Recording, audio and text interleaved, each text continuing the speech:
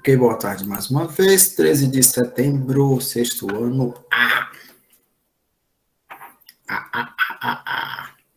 Pessoal, vamos falar hoje sobre Roma Imperial. É o último período de Roma, certo?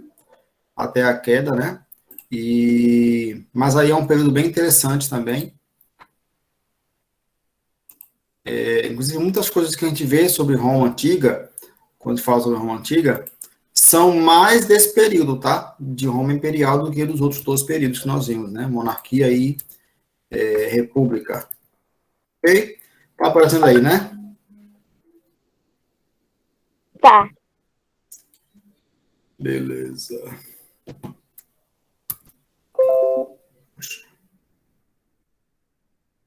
A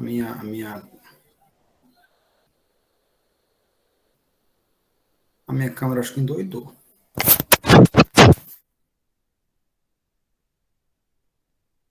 Bom, vocês estão vendo meu rosto inteiro ou tá vendo só um pedaço? Tô vendo seu rosto inteiro. Acho que pra mim não tá aparecendo. Vendo seu rosto inteiro. Tá. Vamos lá. Roma Imperial, né? Período Imperial de Roma. Ele vai aí de 27 antes de Cristo, né? Já sabe, né, o que significa esse AC aí, né?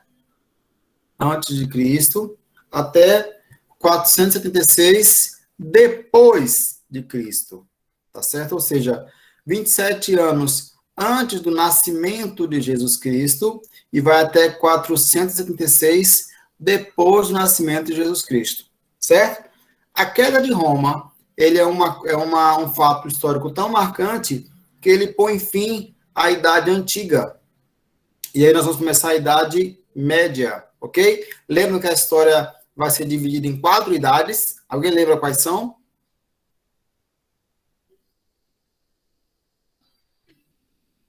Ninguém? Pronto, começando a tocar brega aqui perto de casa agora. Ninguém lembra, pessoal? Então tem alguém aí, tem? Eu lembro da Idade Antiga. Como é, Isabela? Eu só lembro da Média e da Antiga agora. Pronto, ó. A primeira é a antiga, né? Aí a antiga vai terminar aí em 476 depois de Cristo. Aí vem a Idade Média. Depois da Idade Média é a Idade Moderna. Depois da Moderna é a Contemporânea, que é a que nós estamos agora. A moderna, tá? Isso, ok? Mas isso aí, claro, você não tem que lembrar disso agora, não. É um assunto que nós estamos na Idade Antiga, né? Também não posso querer que vocês já decorem as 4 idades. Peraí, né? O professor também parece que não sei. Ó, só para lembrar vocês, estamos na Itália ainda, tá? Aqui na botinha, ó, Península Itálica. Só que o Império Romano, né, é o período em que a Itália que Roma vai ter sua maior extensão. Vai tomar conta disso tudo aqui, tá? Mar Mediterrâneo inteiro. Otávio Augusto é o primeiro imperador romano, tá? Otávio recebeu o título de Augusto, que significa magnífico. Otávio Augusto concentrou aí todos os poderes em suas mãos, tá certo? Isso aqui é uma imagem dele, né? uma estátua. As instituições republicanas, elas continuaram existindo, certo? Ele não tirou isso quando ele se tornou imperador. Mas o imperador tinha o poder aí de vetar leis, nomear magistrados e comandar o exército. Então, aquela estrutura política que nós vimos na República, ela não desaparece, ela continua. Qual é a diferença? Agora, o imperador, ele vai poder exercer o seu poder sobre essas instituições, certo? Então, se alguém tivesse, se os senadores fizessem uma lei que o imperador não gostasse, ele tinha o poder de vetar, tá? Bom, o governo dele, do Otávio, vai durar aí cerca de 40 anos, certo? Vai marcar o início de um período conhecido como Pax Romana, tá? Se estenderia aí até o século II depois de Cristo, tá? Que é o período em que Roma vai ter sua maior extensão.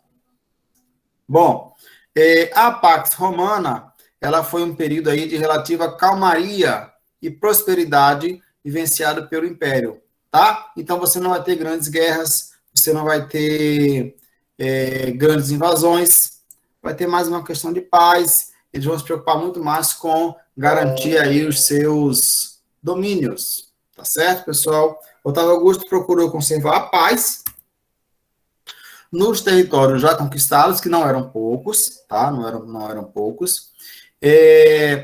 Prática mantida aí por seus sucessores por quase 200 anos.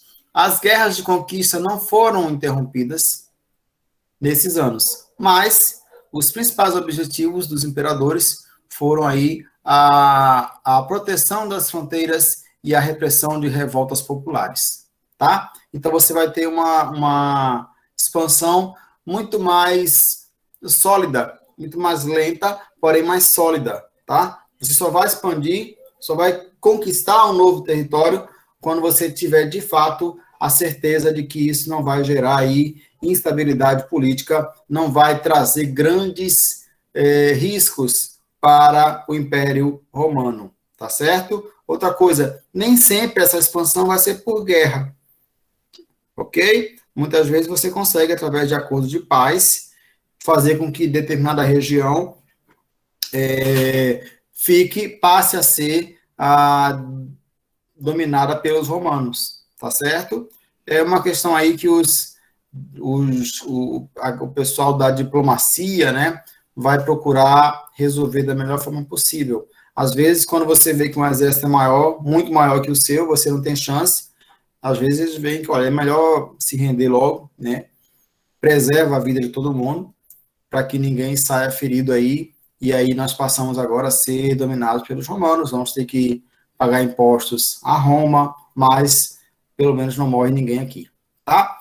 Bom, uma complexa rede de estradas pavimentadas se expandiu para facilitar a circulação de correspondências, produtos e soldados. Por que isso, pessoal? Roma se tornou muito grande.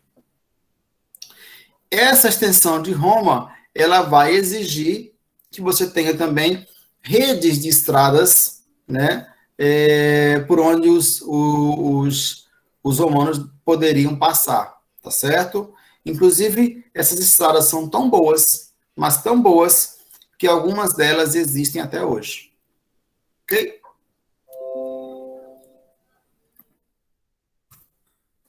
Roma embelezada. Olha, os sucessores de Augusto. Peraí.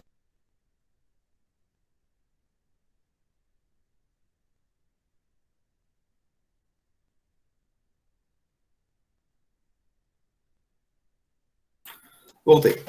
Os sucessores de Augusto, procurando aí associar a riqueza de Roma com a sua própria imagem, eles vão embelezar a cidade, tá? Vão encomendar a construção de praças, aquedutos, centros de lazer, tá? Como termas, circo e anfiteatro. Você sabe o que é termas, né? Alguém sabe o que é termas? Alô? Tem alguém em casa? Não. Não. Pensei que tinha ido embora, me deixado sozinho falando aqui. Não, eu não fui embora, não. Tô aqui. Sim. Sim.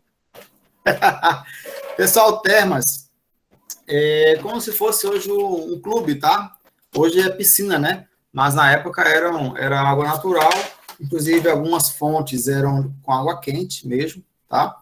Então você vai ter aí essas termas que eram utilizadas pelo público mesmo, certo?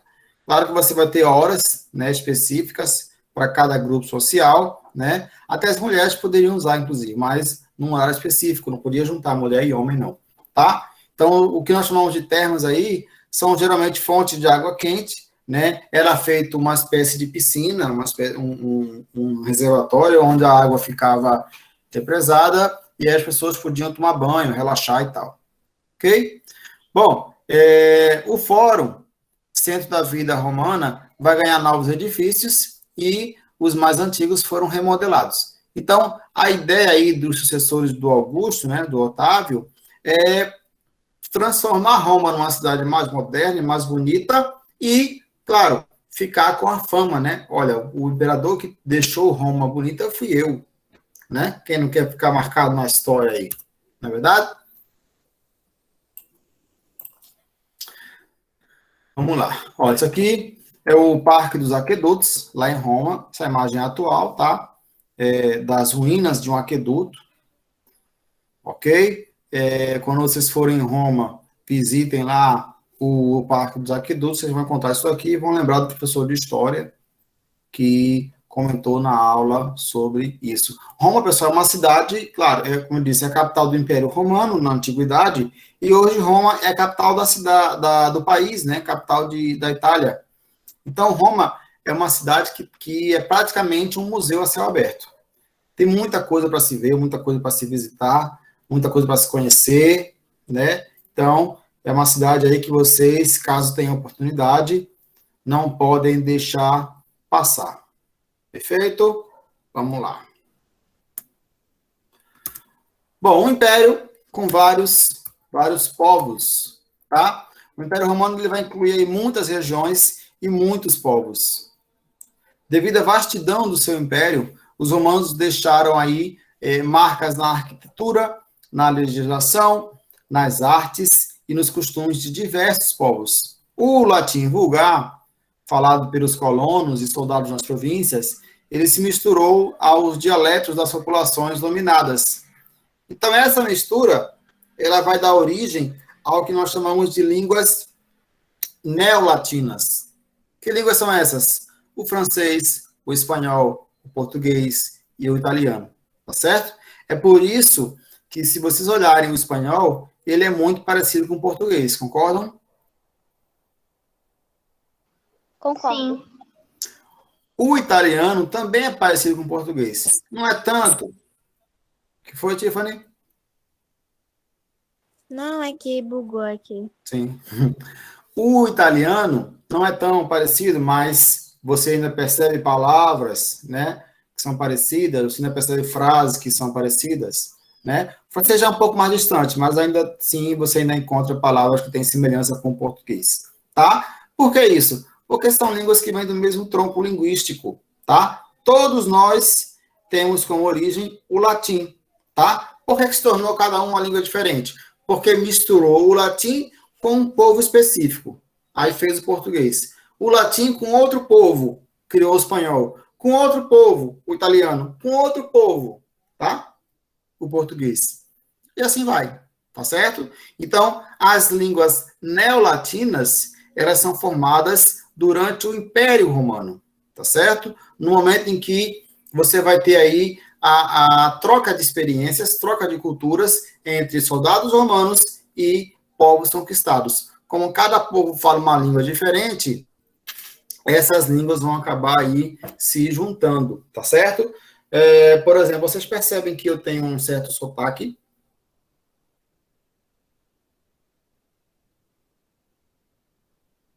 Sim. Dormiram. Percebem? Eu tenho um certo sotaque porque eu não sou natural aqui da Paraíba, sou de outro estado, certo? Então, vejam bem, eu nem perdi... Oi? O senhor não é daqui, não? Não. Eu sou do Amapá, lá em cima. Certo? Então, a forma como eu falo, dá para perceber que eu sempre tenho um certo sotaque. Ou seja, eu não perdi a minha forma de falar, né? Quando vim para cá, apesar de estar aqui há mais de 20 anos, no Nordeste, né? Ainda tenho um pouquinho da fala do Norte, tá certo? Só que a minha fala hoje... Professor, eu percebi que só era normal, não tinha sotaque nenhum pra mim. Como é, Isabela? Pra mim não tem nenhum sotaque. Mas tem um sotaquezinho, dá para perceber, se prestar atenção. Mas a minha forma de falar já não é mais nem totalmente do Nordeste, nem totalmente lá da minha região. É misturado, tá? No caso, é a mesma língua, só muda sotaque. Mas no caso aqui dos romanos, não. É o latim misturado com outras línguas. E essa mistura gerou aí essas línguas neolatinas, tá? Entre elas, francês, espanhol, português e italiano. Tá? Então, agora vocês já sabem aí por que português, espanhol e italiano são línguas tão parecidas, né? Todas têm o mesmo tronco linguístico, todas têm a mesma origem. Qual é a origem? O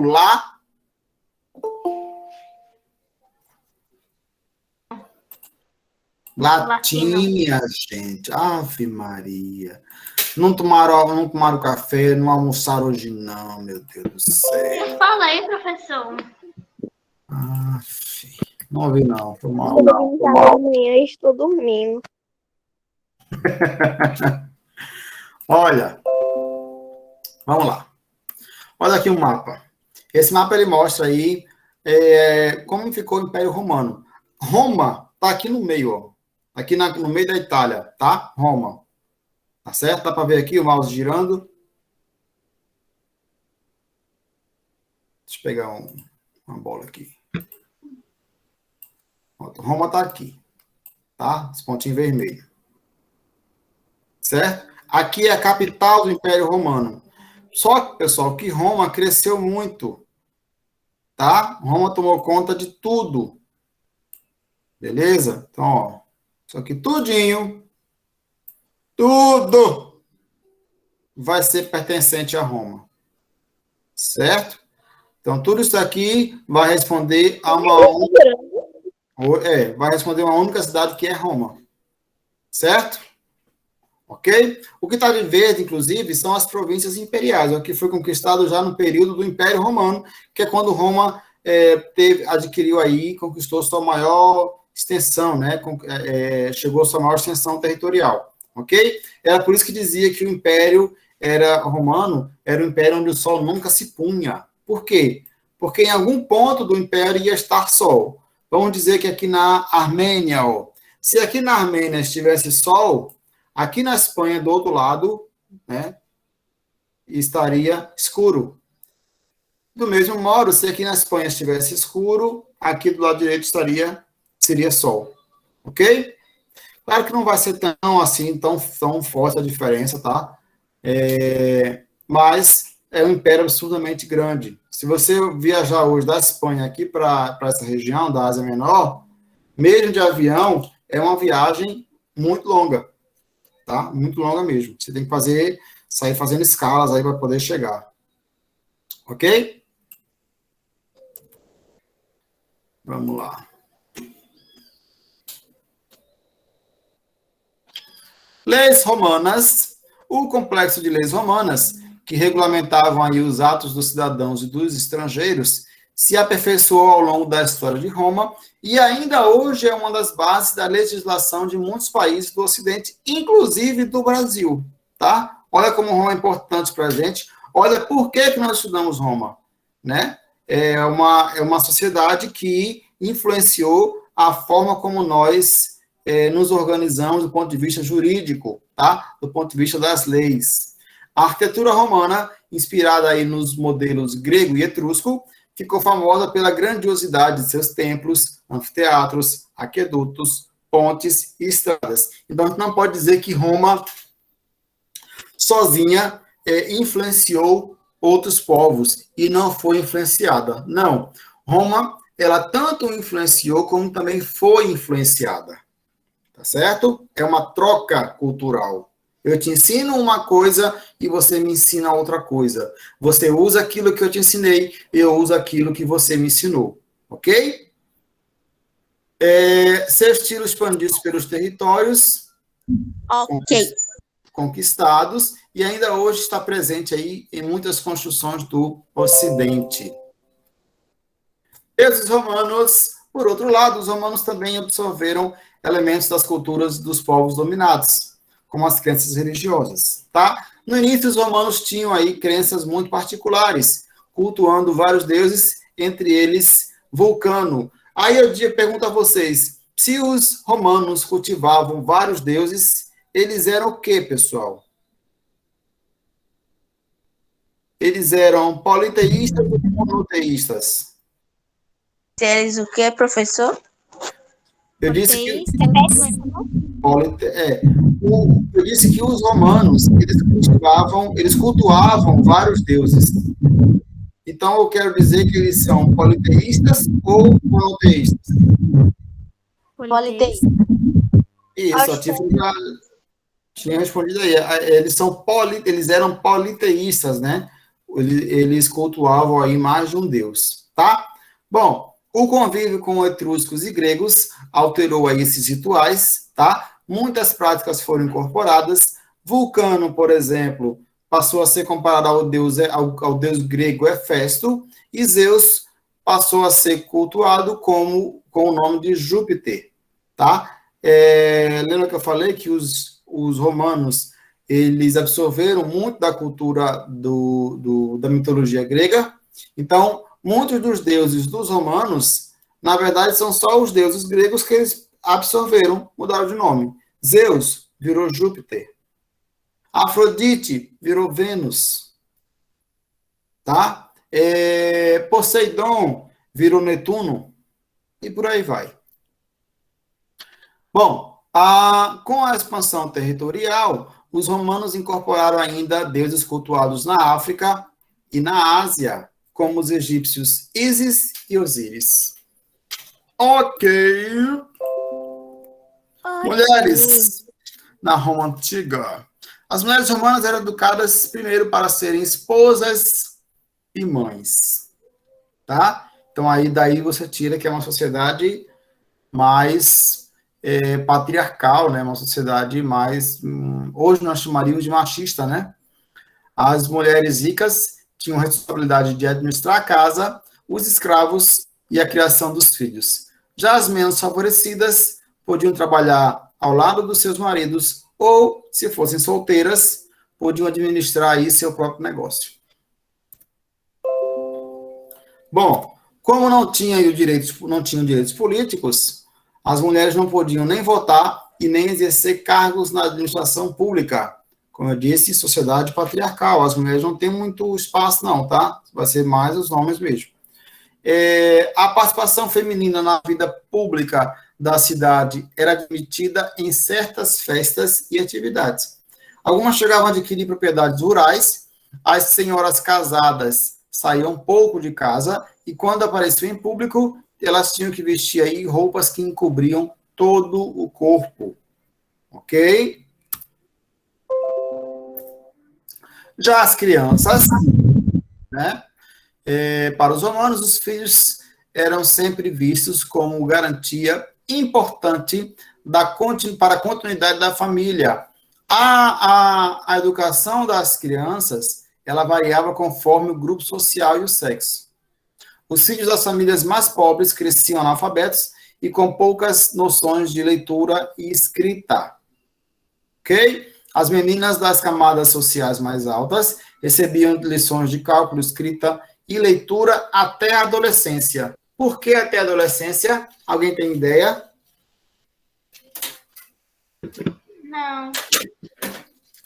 Porque quando chegaram na adolescência, elas já podiam se casar.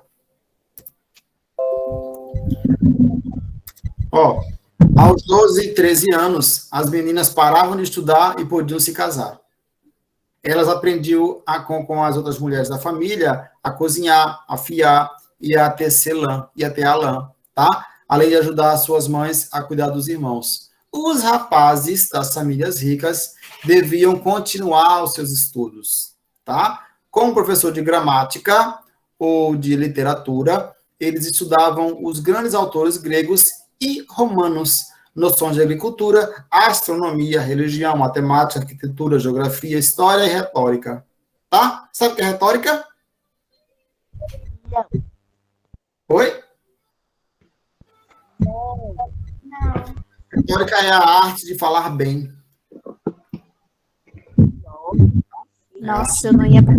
Se tivesse prova, eu não ia passar, não. Comunicar o que foi. Como é?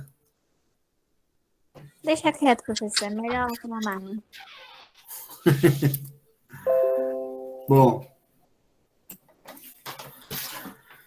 Pessoal, a Roma também vai ter produção literária, tá? A produção literária foi uma importante expressão cultural da civilização romana. Eles, inspirados aí nas técnicas e nos temas da literatura grega, olha os gregos aí de novo. Tá vendo como os gregos são muito importantes para nós? Através dos romanos, os gregos, os ensinamentos gregos chegaram até nós, tá? Os romanos também vão produzir grandes obras, entre elas Eneida, de Virgílio, Arte de Amar, de Ovídio, e História de Roma, de Tito Livio. Ok? Outra coisa, espetáculos romanos. Aí sim, eu acho que vocês já viram em algum lugar a questão dos espetáculos de Roma. Em Roma, havia aí uma variedade de espetáculos de entretenimento, ou seja, era uma cidade até animadinha, né? As coisas aconteciam, você podia ir se divertir um pouquinho. Bom, no teatro, os romanos criaram aí os mimos, que é uma expressão cultural autenticamente latina. Os espetáculos mostravam ao público cenas baseadas nos costumes romanos da época, além de músicas e danças. Destacavam-se também, pessoal, as corridas de quadrigas. Sabe o que é quadriga? Botei do lado aí, ó. Carros puxados por animais. Mas por que chama de quadriga? Porque são 4 cavalos puxando o carro, tá? O circo e as lutas de gladiadores, geralmente escravos, tá? Eu acho que esses gladiadores também você já deve ter ouvido em algum lugar. Bom, as lutas eram uma paixão coletiva. Os patrícios financiavam os eventos em busca de popularidade e ostentação de sua riqueza. Muitos plebeus e escravos iam aos anfiteatros para torcer pelos lutadores. Ok? Então, era espetáculo garantido. Bom, olha aí uma quadriga. Tá vendo? São cavalos puxando. Aí tinha corrida disso, ó. Tá vendo que tem... Aqui tem, deixa eu ver. 1, 2, 3... Tem 4 quadrigas aqui. Tá? Aqui o público, ó, assistindo. Tá lotado, né? Nessa época não tinha Covid, não precisava usar máscara, né? E aqui tá aqui os pilotos, né? Os cocheiros, aqui já estão correndo, né? Pelo movimento do cavalo aqui, estão correndo já nas quadrigas. Aqui os gladiadores, tá certo? Lutavam aí. Podia ser ou entre eles, ou podia ser com animais também, tá? Com leões e tal. Mais uma vez, olha aqui atrás o público, ó, cheio, lotado, tá? O pessoal gostava de um espetáculozinho, viu? Não é brinquedo, não. Pessoal, os jogos também poderiam ser usados como uma forma de execução pública para criminosos condenados, que eram levados para a arena para serem crucificados, queimados vivos, mortos à espada ou mortos por animais selvagens. Cada penalidade era diferenciada de acordo com a posição e a classe social do criminoso, tá? Então, poderia acontecer isso aqui, ó.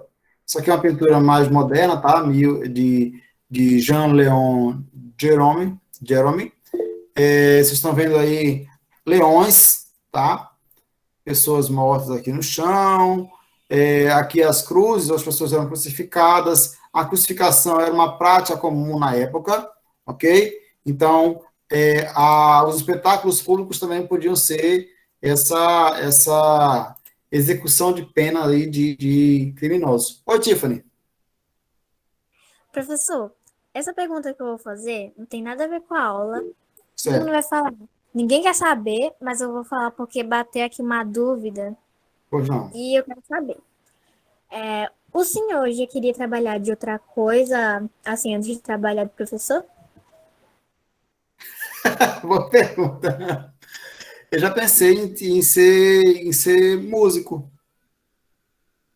Entendi. mas fiz vestibular, inclusive, na música, não passei, mas passei em história. Mas estava nas minhas opções. História também já estava nas minhas opções. Bom, a gente para por aqui, aí amanhã nós terminaremos esse assunto sobre Roma Imperial, ok?